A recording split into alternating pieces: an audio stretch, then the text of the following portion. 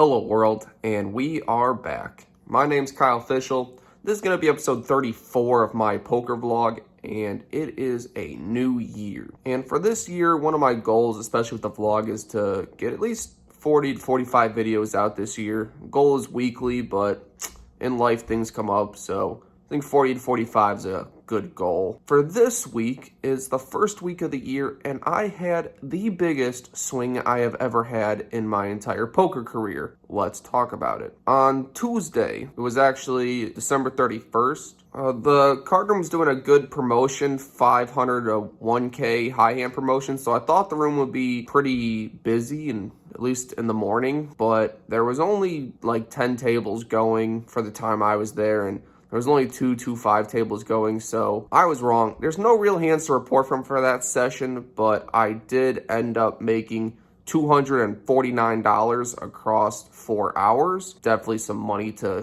document. On Friday is when things get interesting. Friday night I head there, and first interesting hand. I am in middle position. I have pocket queens. The player I am against, probably a rec player. He's pretty passive and not very confident, not very good. I've never seen him before, so we're gonna call him a rec player. With one limper to me, I raised to 30, trying to charge with pocket queens. He's the only caller. Blinds fold, limper folds. We're heads up. Pretty good situation. Flop is 8-4 deuce. 2 clubs.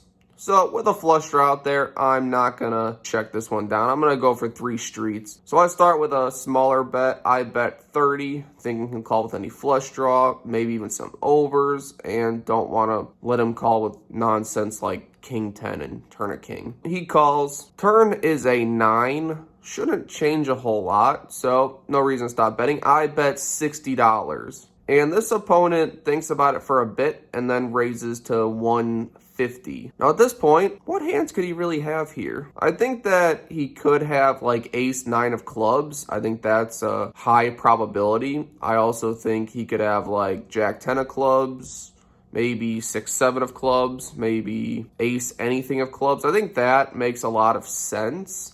I think sometimes he has 8-9 and just turn 2 pair. Not always. I don't think he could ever have pocket 9s here. I think pocket 9s has to raise the flop because somehow they got an overpair with 9s and they have to just raise and hopefully take it against, ace X that I might have.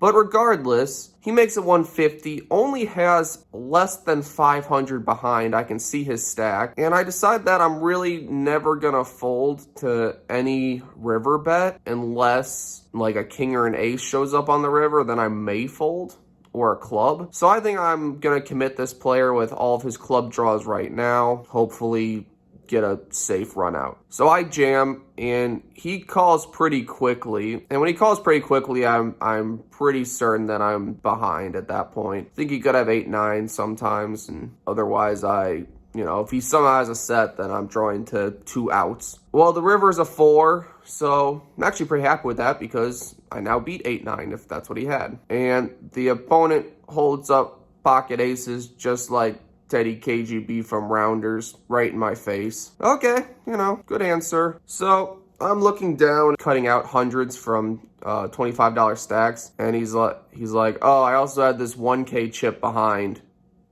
That kind of shocked me. I was like, are you freaking serious? Only I didn't say fudge. I said the word. And he starts laughing and said, no, I'm joking. And then I have to respond about how needling someone who just doubled you up is pretty rude and uncalled for.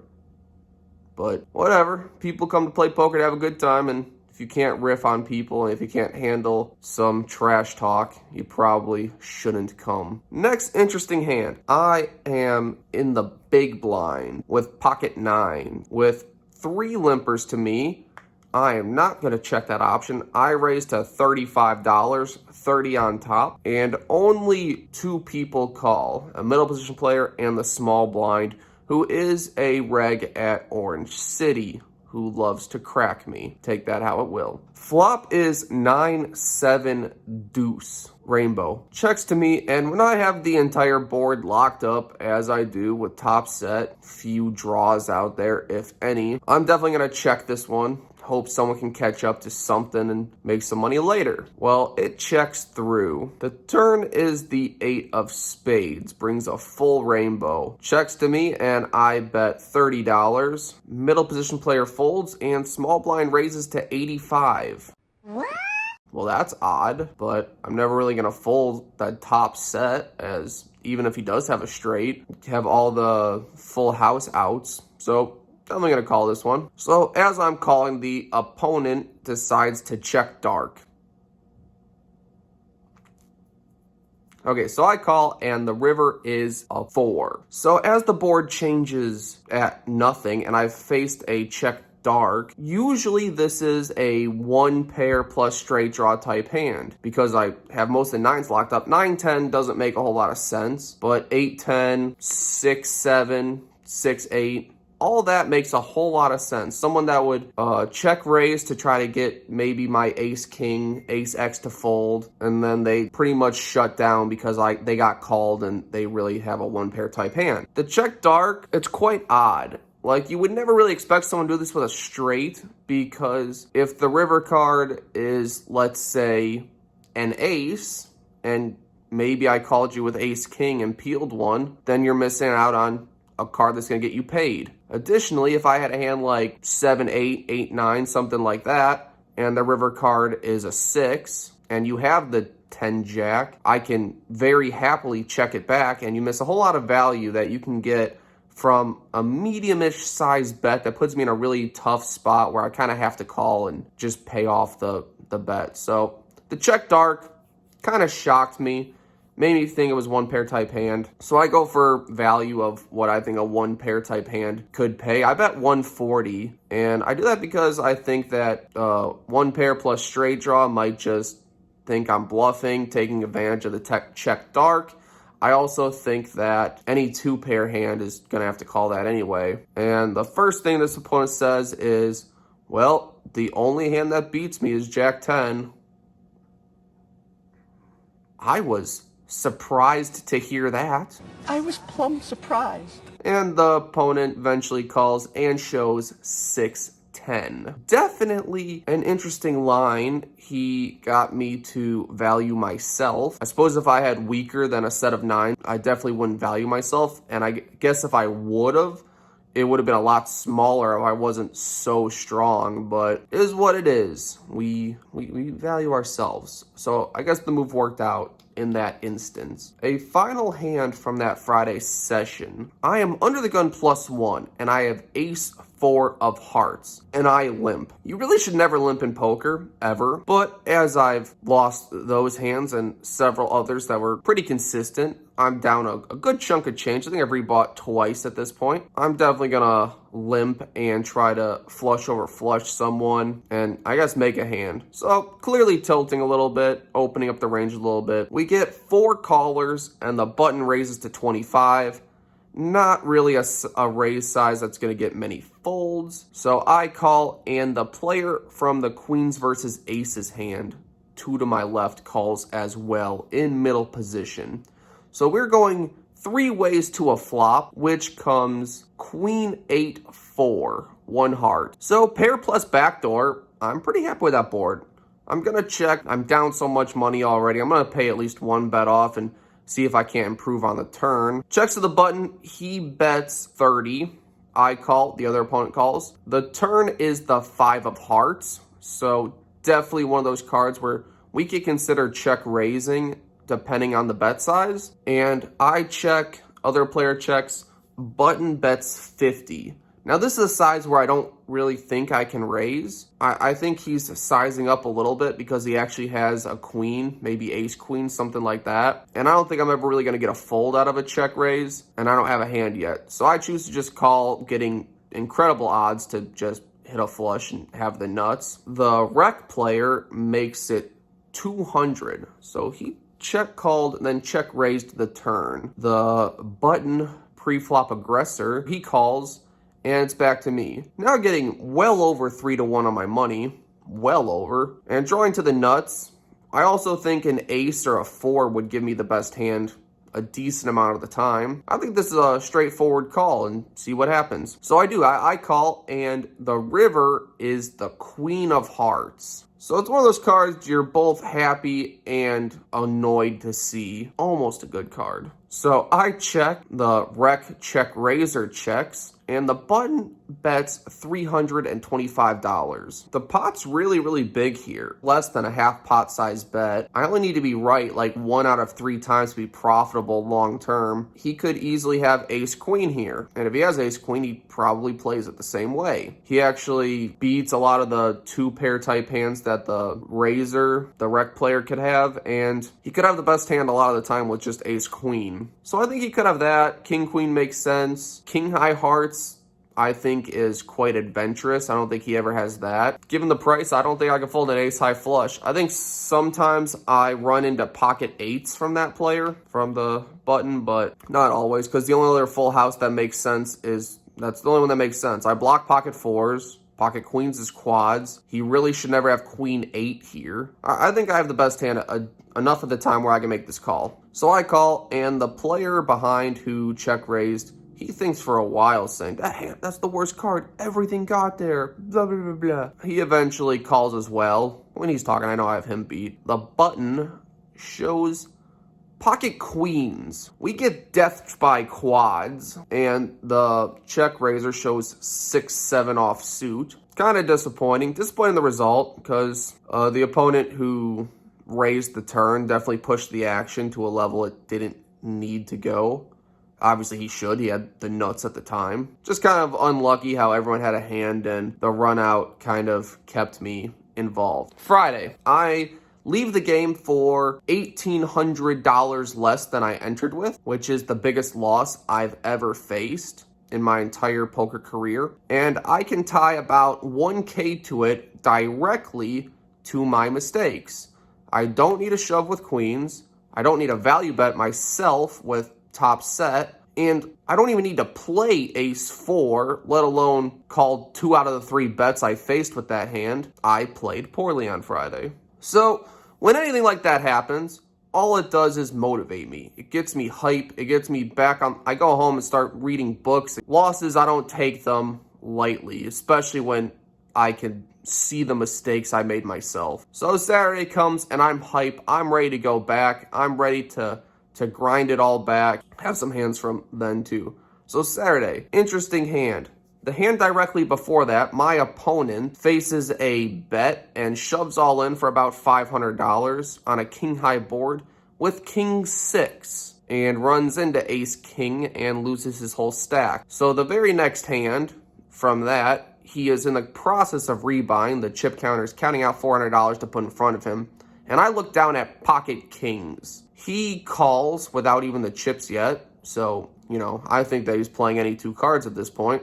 I make it 25, not gonna go crazy with it. I want someone to call. That player is the only caller, and he could have any 2 cards. Flop is 8-6 deuce 2 hearts. Definitely a fine board for me, pretty happy with it. Probably gonna bet until the board gets more coordinated or terrible. Well, the opponent leads out into me for $35. Well, I think it's a straightforward call with kings. The turn is the jack of spades. It's a fine card. And the opponent bets $55.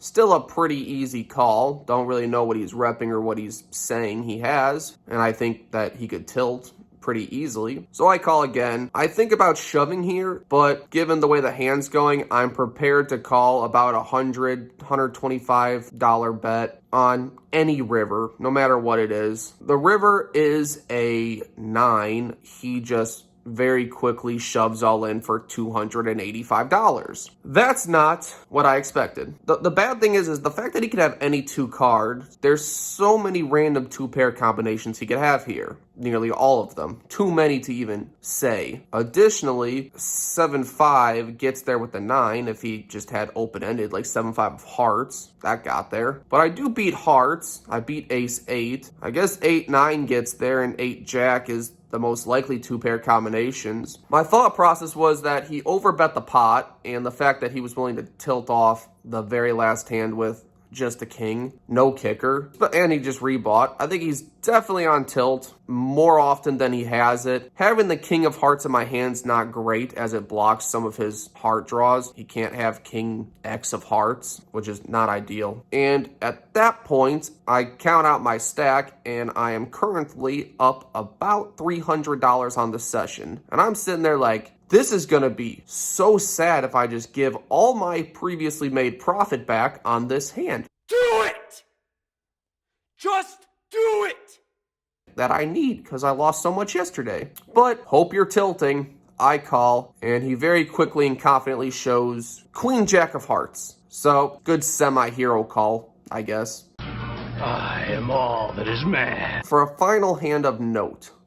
At this point, I have about $1,600 in front of me. And the next closest player at the table has probably $600 or $700. So I'm very clearly have a chip advantage to the whole table. And with that, I open my range and limp a lot and start bullying people when I flop any piece of the board. I build my stack slowly by doing actions like that. So I'm in middle position. I have 9-10 off suit. I limp for 5. The button, who is a very aggressive reg, who if they pre-flop raise, they bet every time, regardless of the run out. So I know if I flop a piece, I'm going to have to call a few streets for this player and see if I can't just call him down. I know that off the bat. And we actually go 4 ways to a flop. Opponent bet 20 pre. Flop is Jack 4. So with middle pair and a bunch of backdoors, I'm definitely happy with my hand. I actually consider just leading out and hopefully winning, as it goes check, check. I'm third to act and the pre-flop aggressor's last to act. And just not wanting to give this opponent the chance to just fire away with random 2 overs. I'd rather just bet and take it down here. But I decided to play in flow because I never really think this opponent has a jack ever. So I check, and that opponent bets $50. Goes fold to me. Like I said, with so many backdoors and middle pair, I'm definitely gonna play 1 street, knowing that I have the stack to do it anyway. So I call. Turn is a 9. That is beautiful. What's your shtick? I'm lucky. That's not a superpower. Yeah, it is. I sure hope this opponent has a jack. I check, opponent bets 80, because there's some draws out there. 10-8, 10 queen. Definitely want to charge. I think if the opponent also has ace jack or aces, kings, queens, they're going to call. So I size to 200. The opponent already looks distraught, openly says out loud, there's no way you called with a 9 and just turned trips. And not in like a, I guess I'm all in, and then has pocket jacks kind of way. Definitely more of a genuine disbelief that I would have called with just a 9 and got there. But they eventually do call. And the river is a 7 of hearts. So 10-8 gets there, but they never have 10-8, ever. And as I'm first to act, they are the button. I'm never going to let this check through.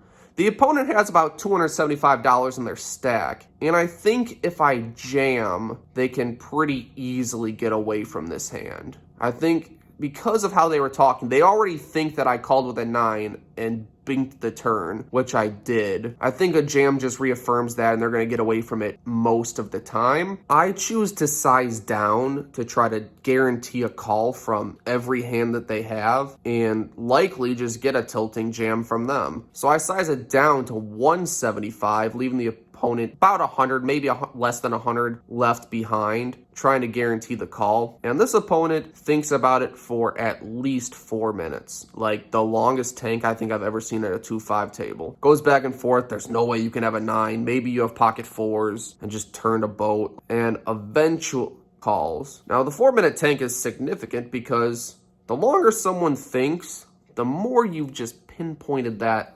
value bet. Because if they quickly fold or quickly call, quickly fold you bet way too much or they had nothing. If they quickly call, you should have bet a lot more, could have got more. But the longer they think, the more you just got it right up in there. So happy with my bet size there. Happy I got called. Fantastic hand for me. I profit $1,393. So for the first week of the new year, play for 19 hours. Definitely more than I expected. The goal was to just not lose a bunch of money Friday and not have to go back, but saw that worked out. So we end the week, 19 hours of play for $141 in the negative. And that equates to $7.4 an hour of losses and 1.5 big blinds every hour I give up to play the game I love. There's a small fee involved. It was definitely a fun roller coaster to experience. And if you've made it all the way this far, thank you for watching. Subscribe if you like the content, and there'll be more to come next week. Comment on any hand I played horrendously or great, because I try to respond to most of them and they help me get better. Thank you.